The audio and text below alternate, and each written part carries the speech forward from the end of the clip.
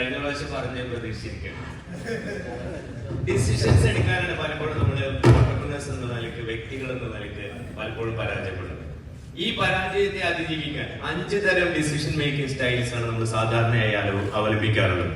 കുടുംബജീവിതത്തിലായാലും വ്യക്തി ജീവിതത്തിലായാലും നമ്മുടെ ബിസിനസ്സിലാണെങ്കിലും സമയാസമയങ്ങളിൽ വ്യക്തമായ ധീരമായ തീരുമാനങ്ങൾ എടുക്കാൻ കഴിഞ്ഞിട്ടില്ലെങ്കിൽ നമുക്ക് മുന്നോട്ടുള്ള പ്രയാണം വളരെ പ്രയാസകരമാവും. 5 സ്റ്റൈൽ എന്ന് പറയുന്നത്, ഒന്ന് ഡാറ്റ അനലൈസ് സ്റ്റൈലാണ്. ഡാറ്റ അനലൈസ് സ്റ്റൈൽ എന്ന് പറയുന്നത് ഒരു വിഷയത്തെ കുറിച്ച് ഗാഢമായി അപഗ്രഥിച്ച് പരിശോധിച്ച് തീരുമാനമെടുക്കുന്നതിനാണ് ഡാറ്റ അനലൈസ്ഡ് സ്റ്റൈൽ എന്ന് പറയുന്നത്. ഈ സ്റ്റൈലിന് റിസ്ക് കുറവാകും, പക്ഷെ അതിൽ ചില ന്യൂനതകളുണ്ട്. അതെന്താണ്? നമുക്ക് ചില നല്ല സമയം കുറഞ്ഞ് തീരുമാനങ്ങൾ എടുക്കേണ്ട ഘട്ടങ്ങളിൽ നമ്മളിങ്ങനെ അപഗ്രഥിക്കാൻ നിന്ന് കഴിഞ്ഞാൽ ആ ചാൻസ് നഷ്ടപ്പെടും. ഇങ്ങനെ ലോകത്ത് തീരുമാനങ്ങൾ എടുക്കുന്ന ഏറ്റവും അറിയപ്പെടുന്ന ഓണ്ടർപ്രനർ ആണ് നിങ്ങൾക്ക് എവർക്കും പരിചയമുള്ള പോലെ തന്നെ നമ്മുടെ സുന്ദർ പിച്ചൈ, സിഇഒ ഗൂഗിൾ. അദ്ദേഹം എടുത്ത പല തീരുമാനങ്ങളിലും ചില അബദ്ധങ്ങൾ പറ്റിയതാണ് ഓപ്പൺ എഐയുടെ ഒരു ഇന്റർപ്രിട്ടേഷൻ ആ മേഖലയിൽ വന്നത്. രണ്ടാമത്തെ സ്റ്റൈൽ ഗട്ട് ഇൻസ്റ്റിങ് സ്റ്റൈൽ എന്ന് പറയും. അനുഭവങ്ങളുടെ സാക്ഷ്യത്തിൽ എന്റെ ജീവിതത്തിൽ ഞാൻ പഠിച്ച പാഠങ്ങൾ വെച്ചിട്ട് തീരുമാനങ്ങൾ എടുക്കുക. ഇങ്ങനെ തീരുമാനങ്ങൾ എടുക്കുമ്പോൾ വിജയം ഫാസ്റ്റ് ആവും, പക്ഷെ അവിടെയും ചില ന്യൂനതകളുണ്ട്. അതെന്താണ്?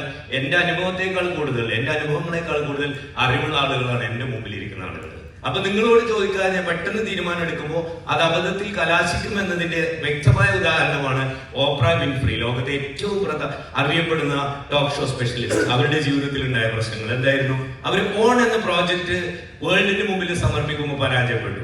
തേർഡ് സ്റ്റൈൽ ഡെമോക്രാറ്റിക് സ്റ്റൈൽ, അഥവാ എല്ലാവരോടും ചോദിച്ചു, ടീംമേറ്റ്സിനോടൊക്കെ ചോദിച്ചിട്ട് തീരുമാനം എടുക്കുക, നല്ല തീരുമാനം എടുക്കുക. തീർച്ചയായിട്ടും നമുക്ക് വേണ്ടി ഹോൾ ഹാർട്ടഡ്ലി നമ്മുടെ ടീം വർക്ക് ചെയ്യും, പക്ഷെ അവിടെ ഒരു പരാജയമുണ്ട്. ചിലപ്പോൾ നമ്മുടെ കമ്പനിയുടെ വിഷൻ, നമ്മുടെ ഗോള് ഒന്ന് കോംപ്രമൈസ് ചെയ്യേണ്ടി വരും, കാരണം ടീംമേറ്റ്സിനൊക്കെ ഒന്ന് സപ്പോർട്ട് ചെയ്യാൻ വേണ്ടിയിട്ട്.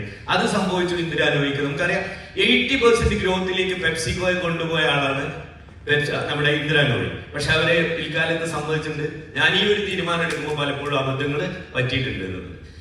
അടുത്ത സ്റ്റൈലാണ് ബോൾഡ് ഇന്നോവേറ്റീവ് സ്റ്റൈൽ, അഥവാ എനിക്ക് തോന്നുന്ന ഇപ്പോൾ നിലവിലുള്ള സംവിധാനത്തെ തകർക്കുന്ന രീതിയിലുള്ള പുതിയ തീരുമാനങ്ങൾ എടുക്കുക. അങ്ങനെ തീരുമാനമെടുക്കുമ്പോൾ തീർച്ചയായിട്ടും നമ്മുടെ ടീംമേറ്റ്സിന് വലിയ സ്ട്രെസ് വരും. അതാണ് നെറ്റ്ഫ്ലിക്സിന് സംഭവിച്ചത്. ലീവ് ഹേസ്റ്റിങ്സ് അങ്ങനെ തീരുമാനം എടുത്തു, അവസാനം വില കൂടി, 60% ബില്ലിംഗ് റേറ്റ് കൂടിയപ്പോൾ അത് കൺവിൻസ് ചെയ്യാനുള്ള ബുദ്ധിമുട്ട് അദ്ദേഹം അനുഭവിക്കേണ്ടി വന്നു. The last stage strategy style എന്ന് പറയും. സ്ട്രാറ്റജിസ് അത് ഒരുപാട് കാര്യങ്ങൾ തന്ത്രപൂർവ്വം തീരുമാനം എടുത്തുകൊണ്ട് നടപ്പാക്കുന്ന ആ രീതിയിലുള്ള തീരുമാനങ്ങൾക്ക് പലപ്പോഴും റിസൾട്ട് ഫാസ്റ്റ് ആവും.